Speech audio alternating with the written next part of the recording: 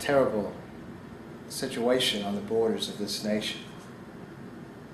Those children coming up, Latino children coming up and without their parents, trying to get in. And the mess that they're met with, with the angry folks, angry adults at the border.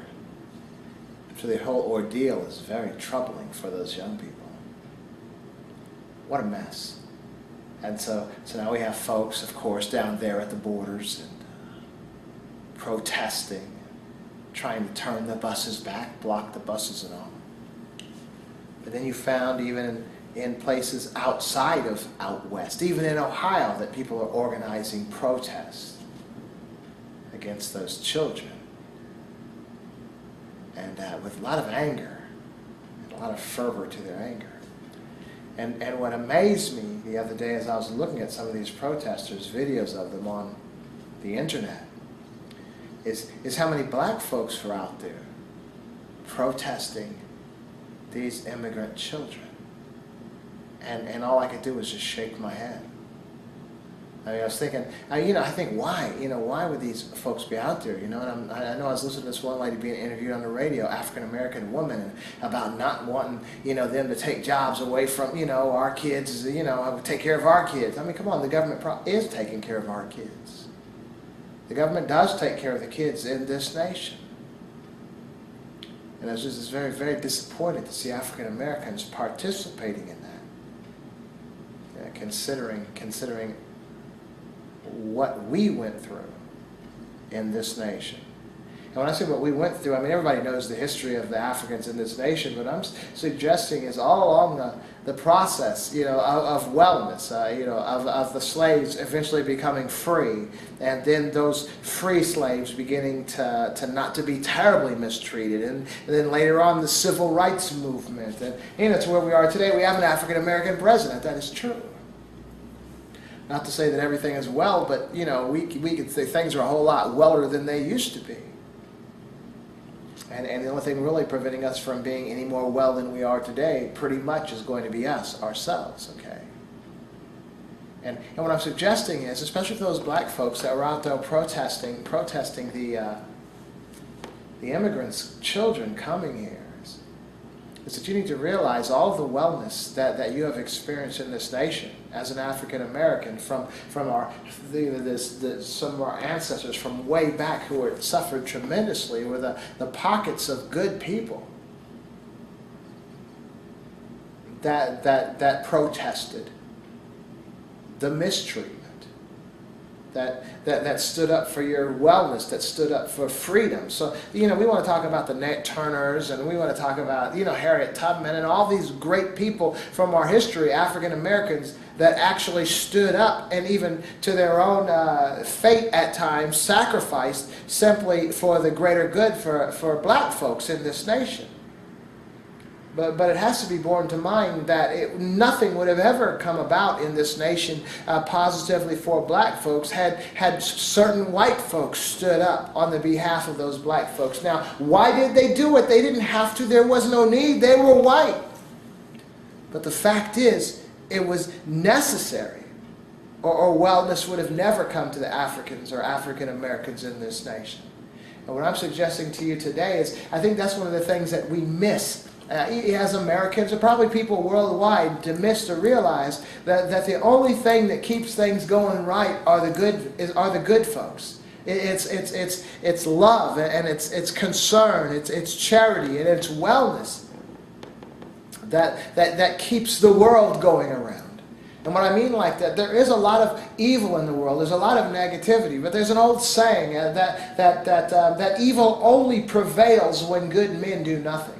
And I know sometimes it's easy to get on bandwagons, and sometimes it's hard to know truth or what you should be supporting. But sometimes all it really takes is to look at who's standing next to you, who's linking their arms with you in what it is in the rhetoric or the voices coming out of your face.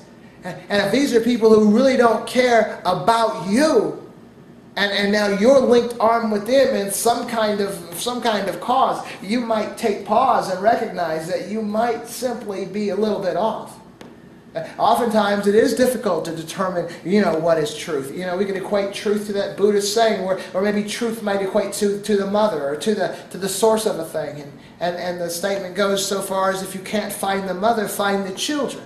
And follow that the children will lead you back to the mother. Sometimes you might not know what is truth. Sometimes you might not know what is good, or what you might, what you're linking what you're espousing. But look who you're linking your arms up with. And if they're not desirable, then you recognize who the mother is. You recognize the real point, okay? So I'm just saying is that especially as African Americans, we have to recognize the only reason we are okay in this nation today is because there were people that were not like us that spoke up for us. Come on now, it would have been a popular thing for every white person just to continue down the path. Come on, they weren't being oppressed, but something tugged on their heart. There was something that moved them to say, I am not black, but this is not right. And something needs to move, especially as African Americans looking at that border now, that I'm not Latino. Well, actually, my grandfather is illegal Mexican, from the 20s, 30s. But the fact is, they may not look like you, but they need your empathy. They need your heart, and it's what goes around should come around. I remember I was speaking to an educated African American person, maybe a year or so ago. That was, talking about we're going into other nations, and maybe like the women suffering or other people suffering, ethnic groups in certain nations, that the United States should just stay out of those situations. And then I expressed to her, if you study a little bit of the civil rights movement, a little bit of our history, and recognize the power of Martin Luther King wasn't necessarily moving the hearts of the people in this nation. It was that he was moving, it was a human rights issue that was moving the hearts of people outside of the United States that were putting pressure on the United States. Okay, so it's always been no movement of any people, when they are the minority, will ever be successful without the help from outside influences, people who are not like them, people who may simply resemble their oppressor. And so we in this nation as African Americans have been that, the oppressed for so long. And because of others stepping up who are not like us on our behalf, we are well. So the next time you even think about protesting, folks coming over the border, consider the only reason you are well is because somebody stepped up and did for you what they didn't have to do. That's all I'm saying. And it just kind of really, really irked me when I saw those black folks out there telling the Latino folks to go home, considering, our own history in this nation. And it's about goodness. It's about right. It's about, because evil just doesn't work. Negativity doesn't work. I think in this nation we found from 9/11, we just got really ticked off, and we've just been very negative. We've seen the election with Obama being president, a lot of the hate being spewed, the vileness, and people, people just doing and saying things even about a president that they never have done ever historically. The hate and the venom. Take a boy with a can of tea and a bag of Skittles. Be followed by a man with a gun, get in a fight with him, and start winning the fight. Then he shoots you and kills you. Man, really? Really? That's hate. That's hate. I remember there was a woman that got on the internet, on YouTube, and posted a video that she thanked God for the bullet that killed Trayvon Martin. God, man, we've taken that evil, that wickedness. And so, you've seen it. Even out of church folks, especially out of church folks. You see them folks protesting at gay American soldiers' funerals, that God wanted them to die or go to hell or something like that. Out of church folks.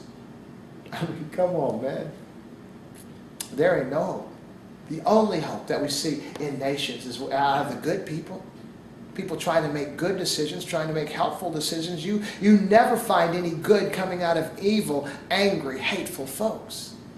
Even our situation historically, when we're talking about maybe World War II, there was a need to come to the aid of people who were suffering.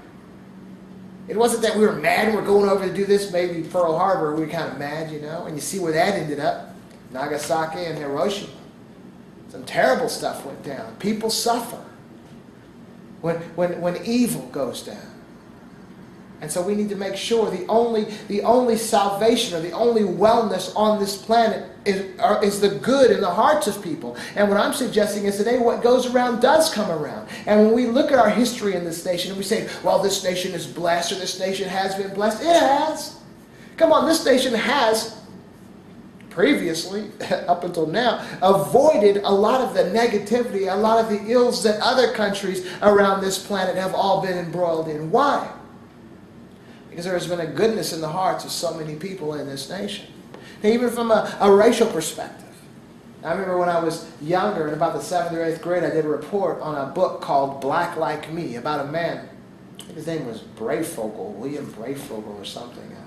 Black Like Me, where he was a white guy from Canada, but he wanted to understand what black folks were going through. So he kind of cut off all his hair and kind of got a little pigmentation, some kind of chemical or drug that he took that kind of turned the skin a little dark. So he could pass for a light-skinned black person. And he went to Harlem and just lived there for a while just to experience. And when he came out of that situation, and he wrote it even in the back of his book, he said the one thing about that situation, even the attitude and the racism coming out of white folks, is that a lot of them honestly actually believed that they were right in their feelings about black folks. And so that's what I want to share today. It's like even in the beginning of this nation, and I've talked a lot about it, about the evilness and we call ourselves a Christian nation, but we still, we're treating black folks and Native Americans, all this stuff wrong. But this is the thing, man, and I've been thinking about this recently, that makes it a little bit different nowadays than it's ever been before. Because early on in our history, even the founding of this nation and the 100 years, 200 years as we're traipsing along, even up until like the 60s or so, there was a lot of ignorance in the hearts of a lot of people, a lot of the oppressors, a lot of white folks, and a lot of the negativities, a lot of the ill ideas and thoughts that they had about black people. Many of them honestly believed those things. And so that was like, so in a sense, even, the intention of an individual's heart, is a person doing something out of meanness, or are they doing something because they actually believe this is the right thing to do, okay? And so if you actually believe that you're okay, if you actually believe that you're not wrong, and this is the right thing to do, it's less damning than an individual who is actually doing something harsh that they know is wrong, okay? And so the difference between then and nowadays is because nowadays that's not the issue. We have a president of the United States that's African American. We have had people all through, the political world, whether it's Colin Powell, Condoleezza Rice, Whitney Young. We've had people all through the spectrum of politics, all through the spectrum of the military and military leadership. I think the first female admiral was just installed about a month or so ago, African American, I believe. Maybe Latina, I'm not sure. But the point I'm making is that myth, those ideas, those beliefs, they're not there anymore. People know the truth. So when you're spouting the same racism, the same hate, the same rhetoric and negativity about an individual that you know is just like you, other than their skin color, there is more evil to that than speaking out of ignorance, like many of the folks today, like their parents and their grandparents, the ignorance that they maintain. And some of them still alive today. The old folks still have a lot of that ignorance. But the younger folks today, and most folks today, realize all that stuff was a myth. And still to maintain that negativity, to maintain that hate and that rhetoric, there is no good in that. It is simply evil. And what I'm suggesting today, that ignorance does exonerate negativity in a sense as far as, what going around, coming around. So I believe that this nation has prospered. This nation has been well, not because we've always done well, but because a lot of the negativities that were done were done because of uneducation, ineducation, and ignorance. But that's not there anymore. It's now the evil that we do today is simply evil. The hate that we have today is simply hate. The negative rhetoric, all that stuff, it's just wrong. And so there is no wellness. If what goes around does come around, we kind of believe that, karma and all that stuff, in one way or another, not even from a religious aspect. I think most of us just simply believe that. It comes back. You do good, good happens. And you do bad, bad happens. So what you want to do is you try to do more good than bad, okay? Sort of like, a journal, accounting ledger or something. You want more good than bad in there. And that's, I think, what's spared us. Especially in this nation, we want to say a Christian nation. We have been pretty much a Christian nation over the years with a lot of evil. But I was raised in the Christian church. I was raised in a white Pentecostal Appalachian type church where there are only about 5 black folks in there. My family was one of them. So I have seen these people that were good-hearted people that embraced a religion but still had racism in them. But it was a racism that they were born with, and they didn't really know any better. That was then. There is no reason for that now. We're an educated society with global internet, with global news broadcasts. We know with an African American president, and so even that goodness, I believe, that this country has experienced simply because, what goes around did come around, and the majority of people did sort of embrace God, even in ignorance, some of them. Many of them, probably most of them. And that's what I believe is what has spared this nation. But it's like, we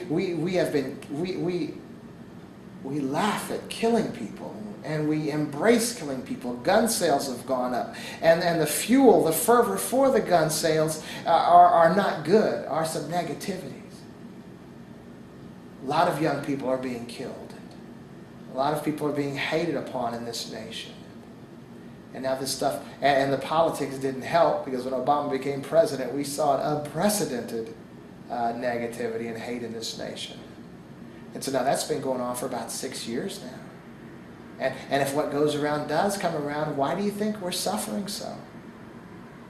And so then we look down at that border. It's almost like we've given so many opportunities to try to do right. It's like, okay, how about this? Try to do right. How about this? Like when President Obama became president, remember? He got the Nobel Peace Prize and people got mad. Man, he didn't get that Nobel Peace Prize. America got it, because everyone on this planet has seen this young nation that hasn't been around that long, sees the horrific, treacherous dealings with Africans in this nation, and then a few hundred years later, one is actually voted in. It wasn't a coup. It wasn't a hostile takeover. The majority of Americans voted this man into office. Man, the world was touched. The world's heart were pricked. They were giving an award to the United States of America, to this child, this adolescent, nation in a world of old nations, to this adolescent nation. Like, you've done something good. You've done something great. It touched the hearts of so many folks. Nobel Peace Prize. But guess what? He shouldn't have gotten that Nobel Peace Prize, because that prize is for the United States of America, because we had change. But had we? Look at us now. Come on now. You ever seen such gridlock, such hate, such negativity?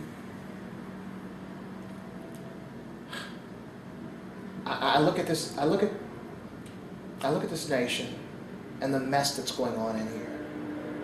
And I look at the world and the mess that's going on in the world everywhere. And I'm like, there's no place. Well, not too many places where there isn't this kind of hate. Well, I guess there probably are many places, but it's not really attractive to the news people, so those places are avoided. But I just from what we see, and from what we've heard, and even from what we experience, even in our own nation, even within our own young people, it's gotten pretty bad. And what I'm saying is, when you look at the situation of our nation as far as the old folks and the negativity and the harshness and the meanness and the evil, and then you look at our young people that are just going crazy, that are killing each other, or they're taking drugs. Even the white communities now, the heroin is such an epidemic now. What I'm saying is, how else do you expect the children to respond when their parents are all jacked up? This is simply part of it. Man, I was walking the other day, man, I was just thinking about the negativity, all the stuff that's just going on, and everybody's mad, everybody's hateful. What it's like is, whatever people are, they hate everybody who is not like them. And it's just terrible. And of course it's not everybody, but it's a lot of folks.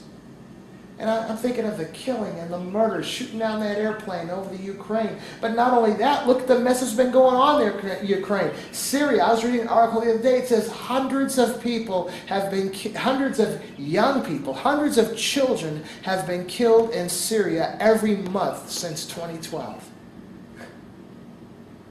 Those girls, those Nigerian girls, those young girls that were kidnapped by the Boko Haram and taken for wives or sold as slaves. And this isn't the first time it happened. It's just the thing that gets our eyes. There's evil all over this planet and even within our nation. Like it unprecedented, like it never has been before. And what I'm saying is we need to stop and take a pause and find some peace. Begin to respond accordingly, because I mean, if we don't, we are going to destroy ourselves. I was thinking the other day, man, it's like we don't even deserve as humanity to survive. I know we think we do. Here's the entitlement of survival. We are owed that, but no, we're not. And it's like almost like the planet is even talking to us with the tsunamis and the hurricanes and the floods and the crazy weathers and all that stuff, and tornadoes and all, just crazy stuff going on. It's almost like giving us a mirrored image of who we are. Mother Nature is giving us a mirrored image of who we are and warning us that if we don't chill, we're going to destroy ourselves. It's going to be over.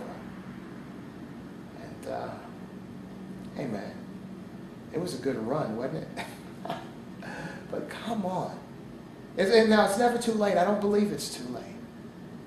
But we really do need to turn. All this, I guess, in my mind, when I saw those black folks protesting those Latin children that were coming across the border, and man, it touched me, because I'm looking at one of the broadcasts on one of the news stations, and I'm seeing these kids walking and they're holding each other. One little girl, she must have been about 8 or 9, about my daughter's age. And it kind of, from a distance, it looked like her. She was walking like her. And I'm thinking, what if it was my daughter, fleeing the turmoil in this nation, somewhere else? When I saw this little girl, and how they keep showing the same broadcast. Every time I looked at her, man, she had the same mannerisms, the same walk. It just looked like my little girl, and it touched me, man. Somebody's little girl. Somebody's kids. You have kids. I have kids. How we can be so rotten. But let me tell you this, what goes around does come around. We've seen it historically. All of the angry people, all of the hateful people, all of the tyrants, they all had their day, and then it was done. Let's not have people remember us as being that wicked, that evil. What a legacy. Doesn't have to be that way. Especially black folks. We need to recognize where we came from, how we got here, and let's be the same way toward other people who are in a different place in struggling in their journey, who just needs a hand like we needed a hand. How's that? Well, anyway, just something to think about. I do want to thank you once again for joining me and listening. And I want to invite you to listen again. You take care.